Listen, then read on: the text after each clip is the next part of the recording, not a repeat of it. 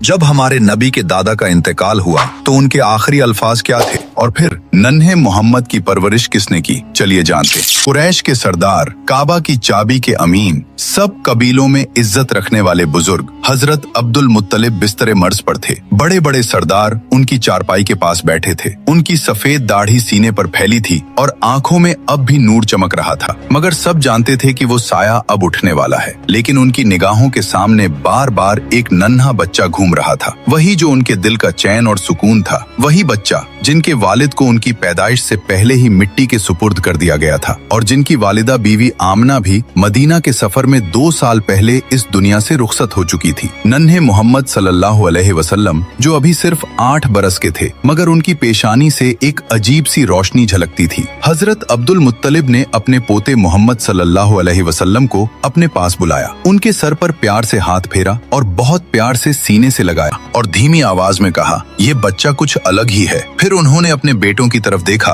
और बोले, मेरी बात ध्यान से सुनो, इस बच्चे की हिफाजत अब तुम्हारी सबसे बड़ी जिम्मेदारी है और मैं ये अमानत अपने बेटे अबू तालिब को सौंपता हूँ। ये सुनते ही हजरत अबू तालिब की आंखों से आंसू बह निकले। वो बहुत ही तंग हाली में जिंदगी गुजारते थे, माल दौलत ज्यादा नहीं थी, मगर दिल बेहद बड़ा था। उन्होंने वालिद से कहा, अब्बा जान आप बेफिक्र रहें, मैं इस बच्चे की हिफाजत अपनी जान से बढ़कर करूंगा। कुछ ही दिनों बाद वो घड़ी आ गई जब मक्का वालों ने एक और बड़ा गम देखा। हजरत अब्दुल मुत्तलिब का इंतकाल हो गया। कुरैश के लोग सदमे में थे, मगर सबसे ज्यादा गमगीन थे नन्हे मोहम्मद सल्लल्लाहु अलैहि वसल्लम। पहले वालदा का इंतकाल हुआ, अब दादा का साया भी उठ गया। आंखों से आंसू बह रहे थे, मगर उनके दिल में एक अजीब सा सब्र था। कोई और बच्चा होता तो रो पड़ता, बिलक पड़ता, मगर आप खामोशी से आसमान की ओर देख रहे थे, जैसे वहीं से दिल को सुकून और तसल्ली मिल रही हो। अल्लाह ताला ने ये दर्द अपने प्यारे नबी सल्लल्लाहु अलैहि वसल्लम को इसलिए दिखाया ताकि आने वाली उम्मत को सब्र और भरोसे का सबक मिले। अबू तालिब ने उस दिन से मोहम्मद सल्लल्लाहु अलैहि वसल्लम को अपने घर में ऐसे रखा जैसे औलादों का ताज हो। घर छोटा था, खाने में अक्सर कमी रहती थी, मगर जब भी मोहम्मद सल्लल्लाहु अलैहि वसल्लम साथ बैठते बरकत उतर आती। एक वाकया बहुत मशहूर है। एक दिन घर में बस थोड़ा सा खाना बना था, इतना कि 2-3 लोग ही खा सकते थे।